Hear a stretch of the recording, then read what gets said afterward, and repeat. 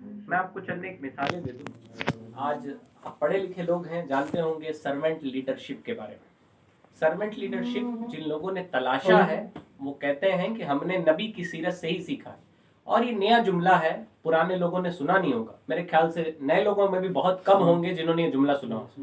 Servant leadership کا مطلب ہوتا ہے ایسا لیڈر جو قوم کی خدمت کرتا ہے. یعنی وہ بادشاہ بن کے مسند پہ بیٹھا نہیں رہتا, یعنی پھر اپنی آفسوں میں سجا دجا کے بیٹھا بھی نہیں رہتا. کرتا وہ ہے کہ وہ عام لوگوں کے ساتھ کام کرتا ہے. اس کا کانسیپٹ 1400 سال پہلے نبی کی سیرت سے اٹھایا گیا.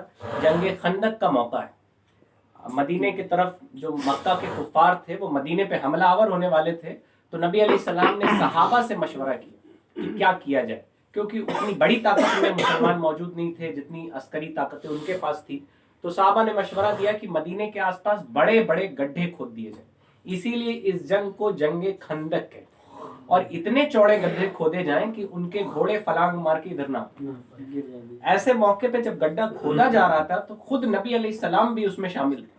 اور ایک موقع پہ کہیں ٹیک لگایا تو نبی علیہ السلام کو نیند آ گئی, تو صحابہ نے ایسے چین بنا لیا کہ نبی کی نیند ٹوٹے نہ, کوئی ادھر سے نہ گزرے. جب نبی بیدار ہوئے, نبی علیہ ویسے بھی نبی کی آنکھیں بند ہوتی ہے, دل جاگتا رہے. تو یہ ہماری تعلیم کے لیے نبی نے جب اپنی آنکھیں کھولی تو لوگوں سے کہا تم عجیب لوگ ہو, تم لوگوں نے مجھے جگایا کیوں نہیں, اگر میں جاگتا ہوتا تو میں کچھ کام کرتا. تو اسے ہی کہتے ہیں سرونٹ لیڈرشپ, کی دو عالم کے سردار ہیں لیکن جنگ خندق میں خود اپنے غلاموں کے ساتھ مٹی ڈھونے میں لگے ہوئے. بظاہر نبی علیہ الصلوۃ والسلام مٹی اٹھا کے ڈال رہے ہیں. حضرت سلیمان کے بارے میں آپ نے سنا ہوگا کہ وہ جناتوں کو اشارہ کیا تو مسجد اقصی انہوں نے بنا دیا. ہمارے نبی بھی چاہتے تو اشارہ کرتے تو سب کچھ ہو سکتا تھا, لیکن بہت پریکٹیکل لائف ہمارے نبی نے جی ہے اور خود اپنے غلاموں کے ساتھ عمل کر کے ہمیں دکھایا ہے. اور اسی طرح کعبہ شریف کی تعمیر میں بھی نبی علیہ الصلوۃ والسلام شامل رہے. تو یہ سرونٹ لیڈرشپ کا جو کانسیپٹ آیا ہے یہ 1400 سال پہلے ہمارے نبی کی سیرت سے ہمیں دے دیا گیا تھا پہلی. آج دنیا سرونٹ لیڈرشپ کو انٹروڈیوس کرا رہی. اس کے علاوہ آپ نے سنا ہوگا بیڈ ڈائیورس, آج کے زمانے کی نئی پرتھا ہے. جب بیویاں لڑائی کرنے لگتی ہیں یا شوہر بگڑ جاتے ہیں تو بیویاں اپنے شوہروں کو یا شوہر اپنی بیویوں کو بیڈ پر ڈائیورس دیتے ہیں. مطلب وہ ایک بستر پہ نہیں سوتے, دوسرے کمرے میں جا کے سو گئے, کہیں کنارے سو گئے. آپ پکچر سیریل دیکھنے والے والا معاشرہ ہے, آج دیکھا ہوگا لوگوں نے, دیکھتے ہیں ویڈیوز میں, دھاراوہیکوں میں اس طرح کی حرکتیں ہوتی ہیں کہ غصہ آ گئے تو جا کے باہر صوفے پہ سو گئے. اس طرح اسے کہتے ہیں بیڈ ڈائیورس. دین اسلام نے 1400 سال پہلے کہہ دیا ہے جب تمہاری عورتیں ایسا کچھ کریں, کچھ غلط کام کریں یا کچھ بدماشیاں ان کی طرف سے پیش آئیں, تو تمہیں چاہیے کہ تم ان کو بستر پہ ان کے ساتھ نہ سو, یعنی دوری اختیار کر لو. ممکن ہے اس دوری اور ناراضگی کے سبب وہ اپنے کام سے رجوع کر جائیں. تو دین اسلام میں کہنے کا مقصد یہ ہے کہ دین اسلام میں ہر دور اور ہر زمانے کے تقاضے کے اعتبار سے مسائل کا حل موجود ہے. اگر ہم دین اسلام پہ عمل نہیں کرتے تو گویا خود ہم آفتوں کا دروازہ اپنے لیے کھول لیتے ہیں. دین اسلام نے جو معاشرہ تشکیل دیا ہے, دین اسلام نے جو طور طریقہ ہمیں بتایا ہے, وہ سارے کے سارے طور طریقے ہر زمانے میں کامیابی کے لیے کافی. صحابہ کرام نے اسی طور طریقے پہ زندگی گزاری, ہمارے بڑوں نے اسی طور طریقے پہ زندگی گزاری. لیکن نہایت افسوس کی بات ہے کہ آج دنیا داری کے چکر میں آ کے, دنیا کی محبت میں آ کے ہم اپنے مذہب سے بہت دور آ چکے ہیں. دیکھیں, آپ دنیا کے کسی اور مذہب میں ہوتے تو آپ کہہ سکتے تھے کہ جناب اب کیسے مذہب پہ عمل کیا جائے, مذہب پہ عمل کرنا تو بہت مشکل ہے, ہمارا مذہب تو دنیا سے دوری کا حکم دیتا ہے. لیکن آپ کا دین اور مذہب ایسا ہے جو آپ کو آپ کی بیوی کے ساتھ کیسا سلوک کرنا ہے یہ بھی بتاتا ہے, آپ کو اپنے دوست کے ساتھ کیسا سلوک کرنا ہے یہ بھی بتاتا ہے, آپ کو پڑوسی کے ساتھ کیسا سلوک کرنا ہے یہ بھی بتاتا ہے. اور میں آپ سے لفظی طور پہ نہیں کہہ رہا ہوں, نبی علیہ الصلوۃ والسلام نے فرمایا کہ اچھے لوگوں سے دوستی کرنے کا حکم دیا, اور فرمایا انسان اپنے دوست کے مذہب پہ ہوتا ہے, اسی لیے دوستی دیکھ بھال کے کرنا, یعنی اچھے لوگوں سے دوستی کرنا. نبی علیہ السلام نے پڑوسیوں کے بارے میں فرمایا کہ اگر گھر میں سالن بناؤ تو تھوڑا سا بڑھا لو اور اس کو لے جا کے اپنے پڑوسیوں کے گھر بھی دے آؤ. اگر تمہارے پاس وسعت نہیں ہے تو اپنے گھر کے دروازے بند کر لو, کہ اس کی خوشبو سے ہو سکتا ہے تمہارے پڑوسی کے پاس استطاعت نہ ہو. اور دیکھیں, یہ سائیکولوجیکل سی چیز ہے, یہ بہت باریک سی چیز ہے جس کا ہم دھیان نہیں رکھتے. کبھی کبھی ہم بھی کسی راستے سے گزر رہے ہوتے ہیں تو ہماری جیب خالی ہوتی ہے, پیسہ نہیں ہوتا, اتفاق کی باتیں, تو لیکن ہمیں کچھ کھانے کا من کر رہا ہوتا, ہمیں کوئی چیز لینے کا من کر رہا ہوتا, تو یہ چیز اتنی تکلیف پہنچاتی ہے جب ہم نہیں لے پاتے ہیں کہ اس کا ہمیں خیال نہیں ہوتا. لیکن نبی علیہ الصلوۃ والسلام نے پڑوسیوں کی اس تکلیف کا بھی خیال رکھنے کا حکم دیا ہے. یا تو تم سالن بڑھا لو اور اپنے پڑوسی کو دے دو، یا تو اپنے دروازے بند کر لو کہ اس کے گھر تک خوشبو نہ جائے. اسی طرح نبی علیہ السلام نے ماں کے بارے میں فرمایا ماں کے قدموں کے نیچے جنت ہے. عورتوں کے بارے میں فرمایا کہ عورتوں کے بارے میں اللہ سے ڈرتے رہنا، وہ تمہارے پاس بمنزل قیدی ہیں. ایسا نہ ہو کہ تم عورتوں کو اپنے ماتحت سمجھ کے، اپنا غلام سمجھ کے، اپنے نیچے والا سمجھ کے تم ان پہ ظلم کرتے پھرنا. نبی علیہ الصلوۃ والسلام نے غیر مسلموں سے بھی معاملات کیسے کرنے یہ بھی ہمیں سکھایا. چیزیں خریدنی کیسے ہے، ہمیں کسب معاش کیسے کرنا ہے، یعنی پیسہ کیسے کمانا ہے، ہمیں پیسہ خرچ کہاں کرنا ہے. یہ ساری چیزیں ہمارے مذہب اسلام میں موجود ہیں. اتنی وسعت کے بعد اگر کوئی شخص ہمارے دین اسلام پہ عمل نہیں کرتا ہے تو قیامت کے دن ہمارے پاس کوئی چارہ بچے گا نہیں. اور یاد رکھیں ہم مسلمان ہیں اور ہمارا یہ ایمان عقیدہ ہے کہ ہمیں صرف دنیا میں ہی نہیں رہنا ہے، ہمیں دنیا سے جانا ہے. اور دنیا میں ہو سکتا ہے کہ آپ کسی مولانا کو خاطر میں نہ لاتے ہوں، آپ کسی کی تنقید پر کان نہ دھرتے ہوں. مولانا صاحب نے کہا نماز پڑھنے چلیے تو کہتے ہو ٹھیک ہے چلیے جائیے آ رہے ہیں، اپنا دیکھیے آپ یہ کریے. اچھی باتیں بھی تو اب ہمیں ہضم نہیں ہوتی، اچھی باتیں بھی ہم برداشت نہیں کرتے. تو بہرحال ہو سکتا ہے کہ دنیا میں آپ یہ سارے جھول جھمیلے پال لیں، لیکن قیامت کے دن تو آپ کو اپنے رب کے حضور ایک ایک نعمت کا حساب دینا. اللہ تعالیٰ نے قرآن مجید میں فرمایا ہے لَتُسْأَلُنَّ يَوْمَئِذٍ عَنِ النَّعِيمِ، اور ضرور بے شک اس دن ہم تم سے ہر نعمت کے بارے میں سوال کریں گے. اللہ نے آپ کو اولاد دی ہے، اللہ پوچھے گا کہ تم نے اپنے اولاد کو کہاں لگایا. اللہ تعالیٰ نے اگر آپ کو بیوی دی ہے تو بیوی کے بارے میں بھی سوال کرے گا اللہ تعالیٰ کہ تم نے ایسا تو نہیں کہ تم انہیں بے پردہ گھماتے رہے، تم انہیں عیاشیاں کراتے رہے، تم نے انہیں صرف لذت بستر کی خاطر ایک کھلونا سمجھے رکھا. نبی نے تو فرمایا ہے جو تم خود کھاؤ وہ اپنی بیویوں کو کھلاؤ، جو تم خود پہنو وہ اپنی بیویوں کو پہناؤ. اور اس سے اچھی تعلیم تو دنیا میں کہیں آپ کو نہیں مل سکتی.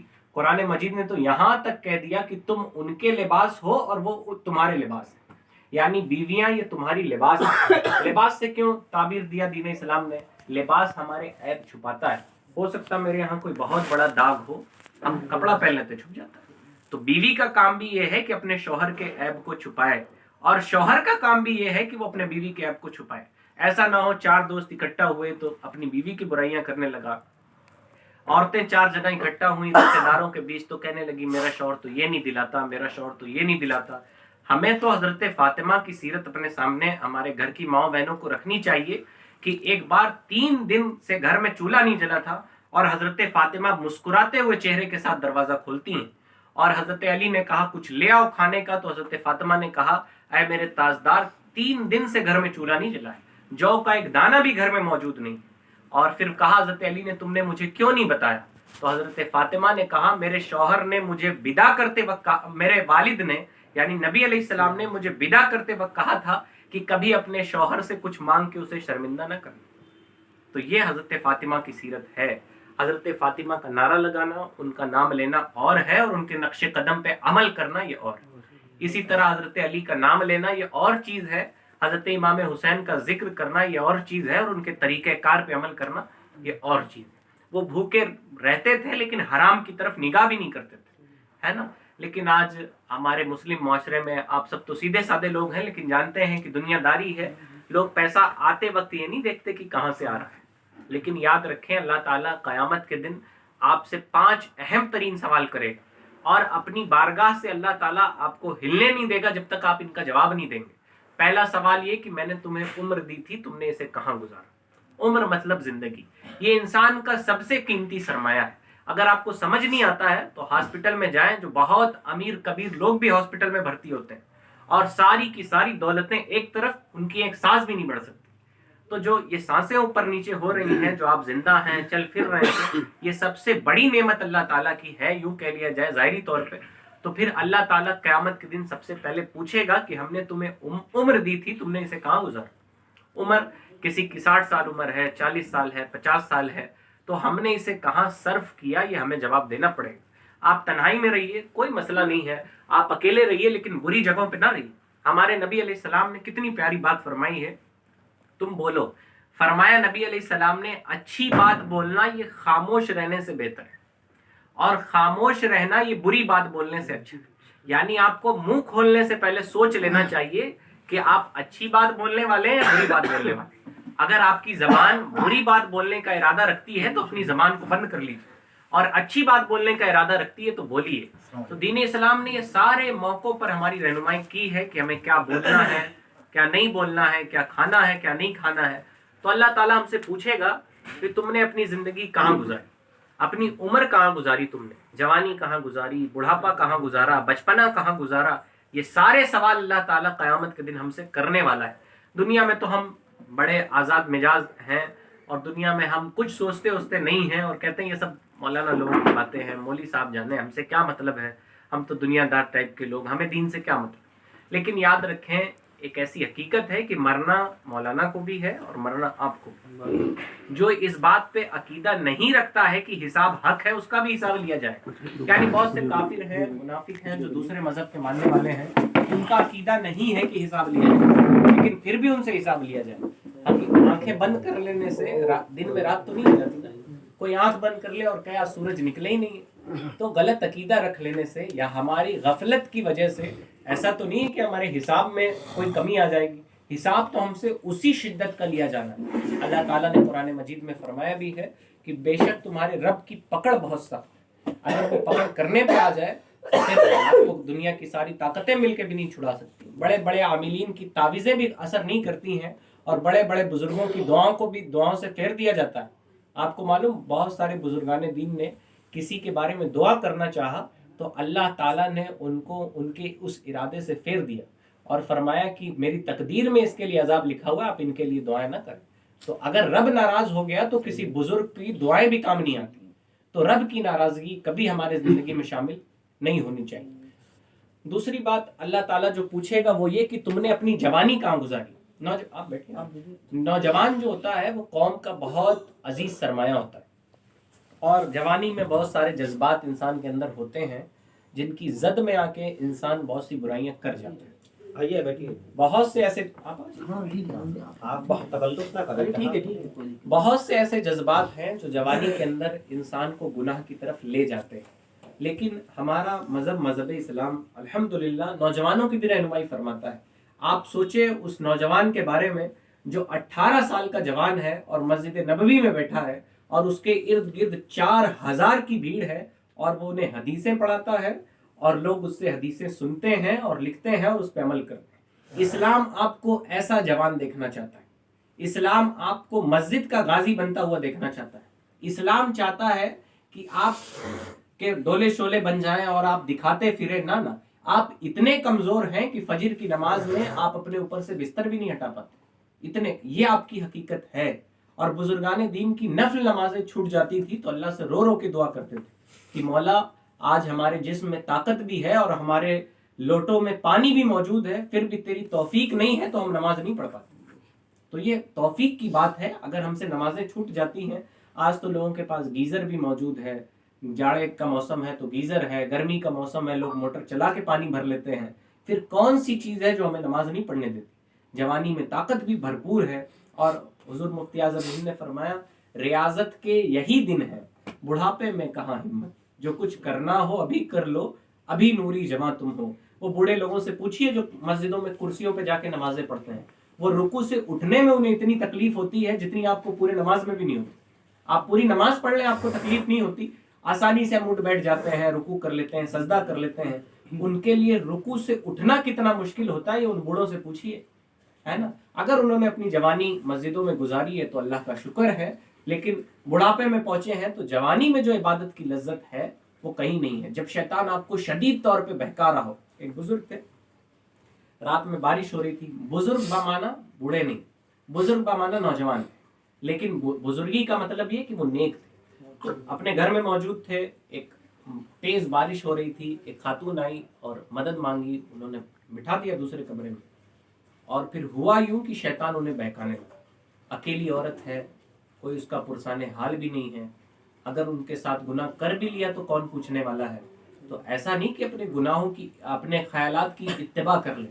انہوں نے موم بتی جلائی اور ساری رات اپنی انگلی کو اس موم بتی کی لو پہ رکھے رہا, اور اپنے آپ سے کہتے رہے کہ جب تجھ سے یہ دنیا کی آگ برداشت نہیں ہوتی ہے تو جہنم کی آگ کیسے برداشت کرے.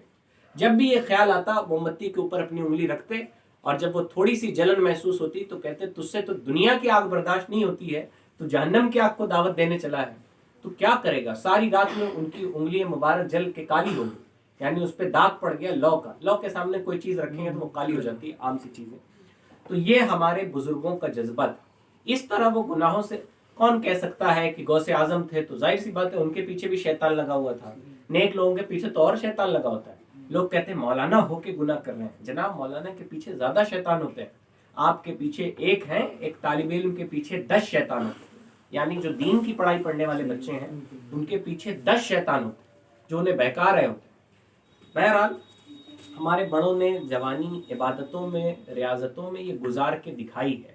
حضرت فاطمۃ الزہرا رضی اللہ تعالی عنہا کے بارے میں ہم نے سنا ہے کہ جب وہ صبح سویرا ہوتا تو وہ اپنے رب سے دعا کرتی تھیں کہ اے اللہ تیری رات بہت چھوٹی ہے اور تیری بندی فاطمہ کا دل تیری عبادت سے بھرتا نہیں، مولا تو اپنی رات کو اور بڑی کر دے. اور سردیوں کا دن آ رہا ہے، اب تو فجر کی نماز اور ہم سے چھوٹ جاتی ہے. ہمارے جو اولیاء اللہ ہوتے تھے وہ سردیوں کے دنوں میں خوش ہو جاتے، جب سردی آتی تو بہت خوشی مناتے. لوگ پوچھتے گجب آدمی آپ خوشی کیوں منا رہے ہیں؟ فرماتے کہ سردیوں میں راتیں لمبی ہوتی ہیں اور دن کی مصروفیات کم ہو جاتی ہیں، ہم راتوں میں اللہ کی عبادت کرتے ہیں. آپ کتنے بجے تک دکانوں پہ رہیں گے؟ 7 8 9 بجے تک عموماً سناٹے ہونے لگتے ہیں. تو فرماتے تھے کہ اب دن میں جو دنیا داری ہے اس کے معاملات سمٹ جاتے ہیں جاڑے میں، اور راتیں لمبی ہوتی ہیں تو ہم خوب اللہ کی عبادت کرتے ہیں. عام طور پہ آج کل 6 بجے کے قریب فجر کی نماز ہو رہی ہے، تو رات 10 سے 6 کتنا وقت ہے. اور ایک بات یاد رکھیں، جو لوگ نیند کے آغوش میں جا کے نمازیں چھوڑ دیتے ہیں یہ نیند کبھی بھرنے والی نہیں. آپ 10 بجے تک سوتے ہیں، آپ 12 بجے تک ایک دن سو کے دیکھیں، 12 چھوڑیے آپ 2 بجے تک سو کے دیکھیں، سارا دن بستر پہ گزار دیں آپ کی نیند پوری نہیں ہوگی. آپ پھر تھوڑے دیر بعد آپ ایسے ایٹھیں گے اور اس کے بعد آپ اونگائی لیں گے، ارے یار بڑی تھکان محسوس ہو رہی ہے. لیکن ایک دن آپ اللہ رسول کے لیے صبح کی نماز کے لیے اٹھ کے دیکھیں، سارا دن آپ کے چہرے پہ فریشنس رہے گی. فجر کی نماز میں اٹھیں، دن میں برکت بھی آپ کو حاصل ہوگی، آپ کو لگے گا کتنا بڑا دن ہو گیا ہے نا. کبھی ہم لوگ فجر بعد پڑرونا گئے تھے، فجر بعد 2 بجے تک لوٹ بھی آئے اور پھر اپنے سارے کام دھام بھی کر لیے. تو کتنی برکتیں ہو جاتی ہیں، لیکن جو برکت والا وقت ہے وہ ہم نیند میں گزار دیتے ہیں. اچھا ایک بات یہ بھی یاد رکھیے گا کہ ہمارا جن قوموں سے مقابلہ ہے، جو قومیں آج ہمارے پیچھے پڑی ہوئی ہیں، ہم غافل ہیں وہ غافل نہیں. یہ بات یاد رکھیے گا. آج صبح میرے گھر بیلو آیا اور اس نے فارم بھر رہے تھے، ہم بیٹھ کے تو آیا، فارم بھروایا. جاننے والا ہے، پنڈت ہے، اور اس نے بیوی کا نام